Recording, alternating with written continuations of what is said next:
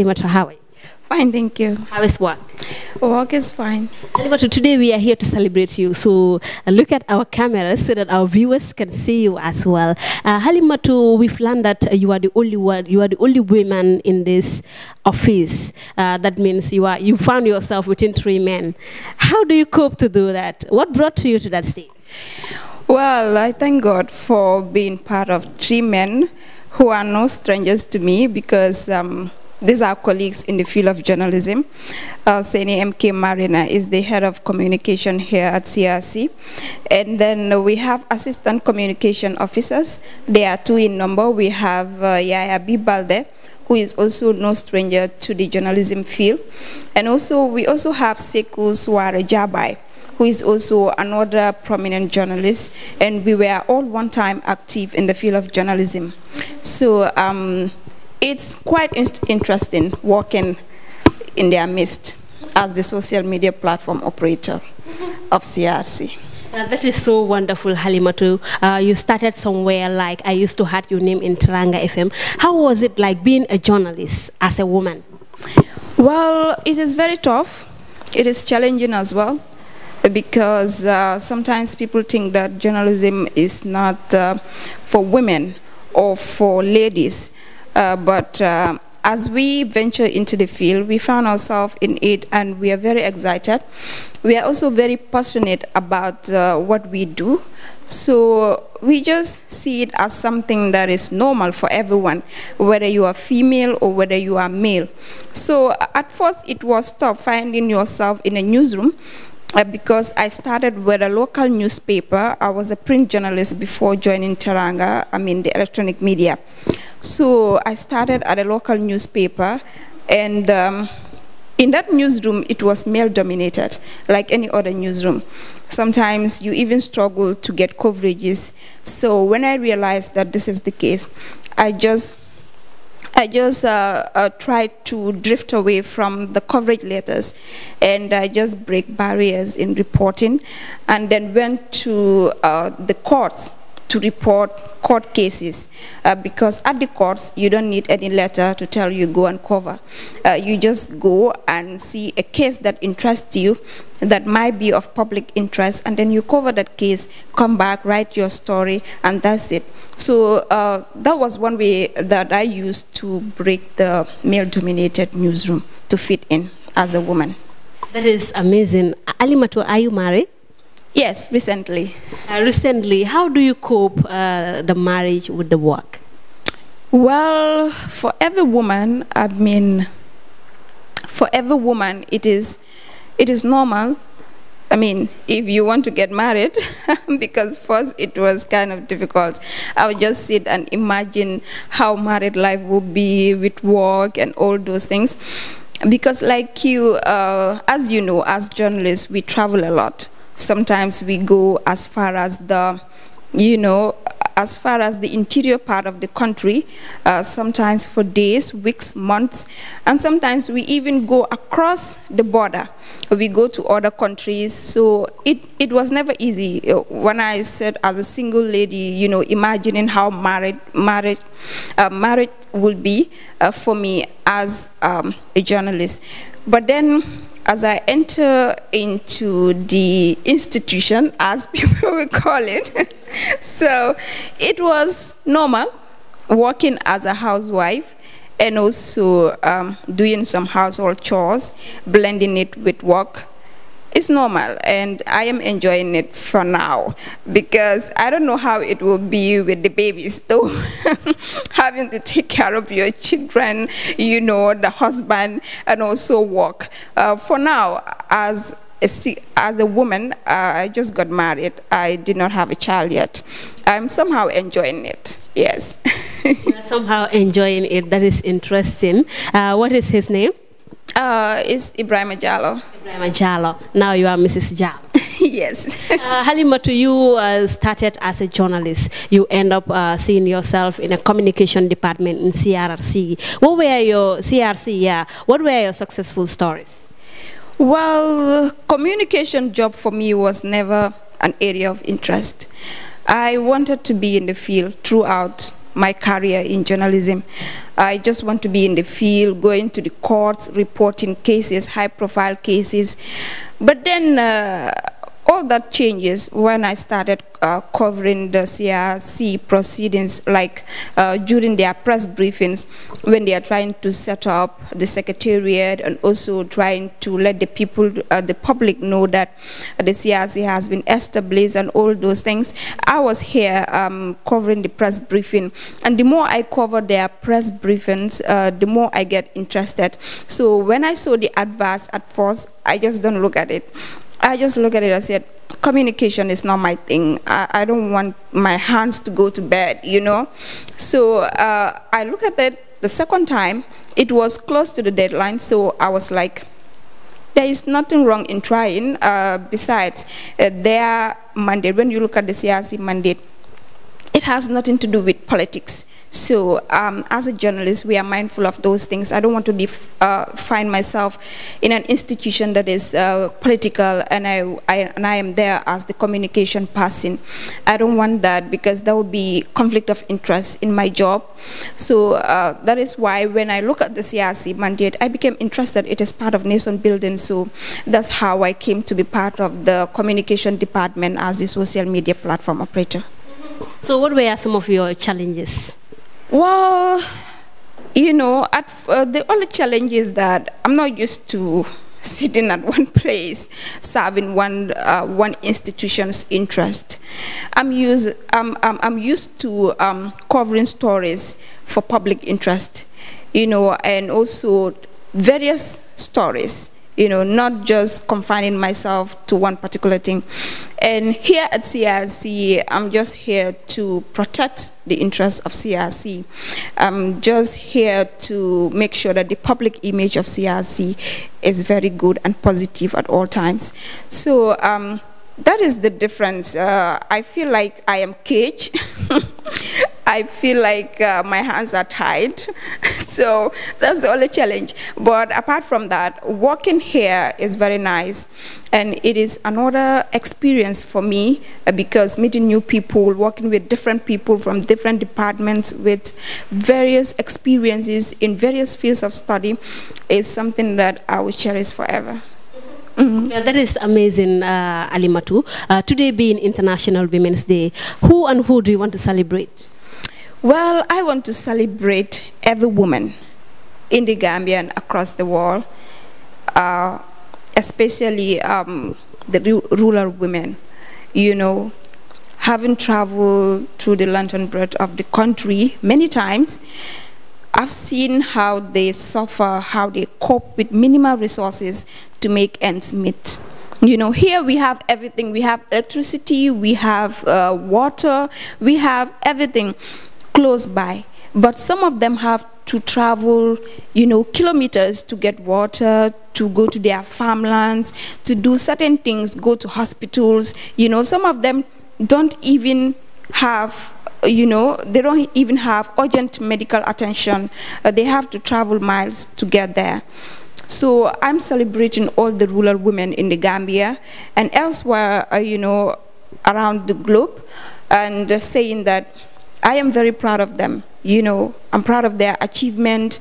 I'm proud of who they are, what they represent, and everything that they do in their own, you know, within their own limits to make things happen for themselves, their family, their kids.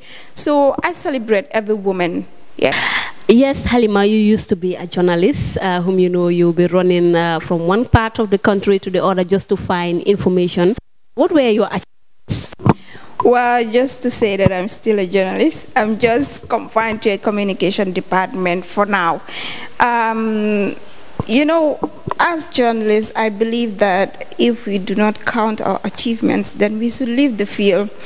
So, yes, everyone knows that I am very particular about the welfare of women, girls, you know, and also children in this country.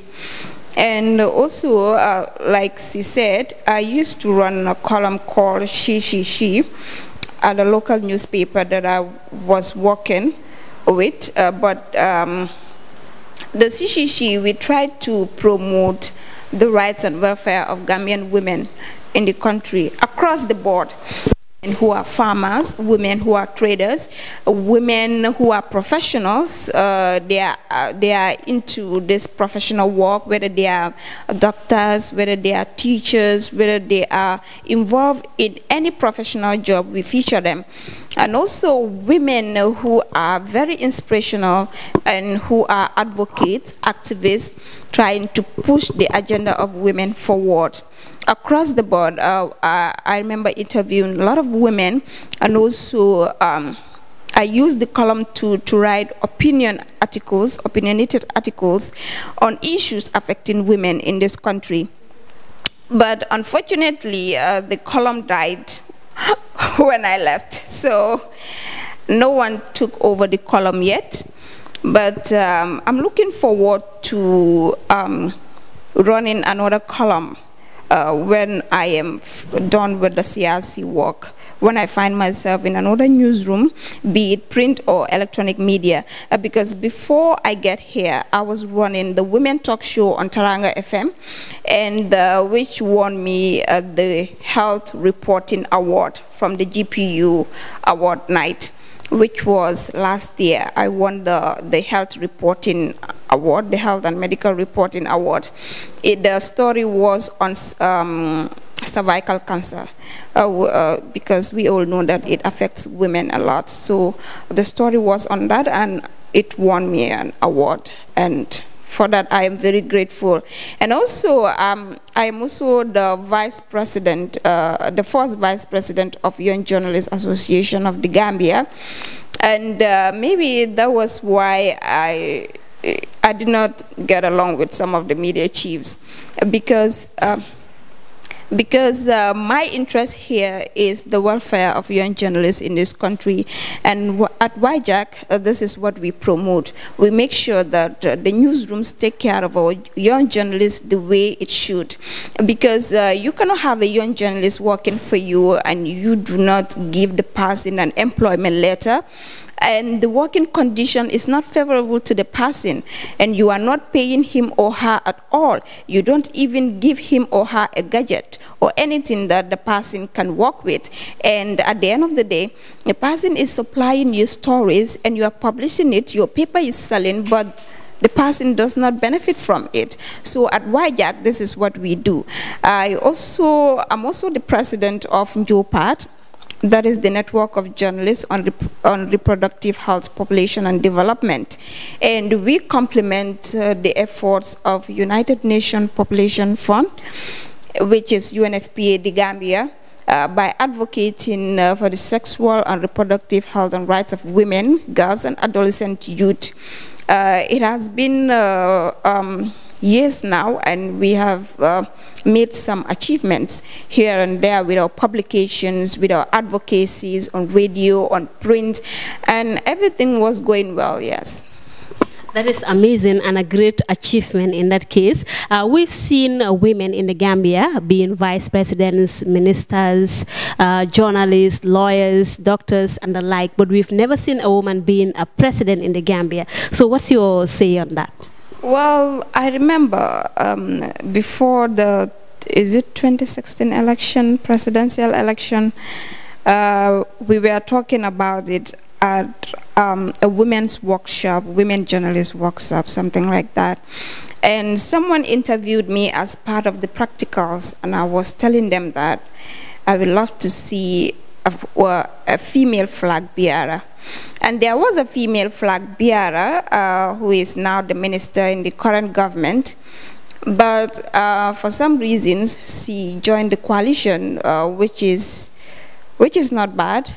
But I've also seen a woman who has registered a political party, something Koka, Fatoumata Rahman Koka, something like that. And I personally wrote to her on Facebook. I just sent her a text message and said I am proud of her for coming up boldly and saying that she has successfully registered a political party. And it is amazing that how how the responses were on Facebook, you know, it was very negative. It shows that we are still part of a male-dominated society where men think that women have no right to stand as a presidential candidate. And it's very sad. It's very sad, because if women can take care of your home and take care of your children, take care of you as a man, what makes you think that they cannot take care of a nation? It's really sad. So I believe that there are women out there who have the age and the qualification to stand as president.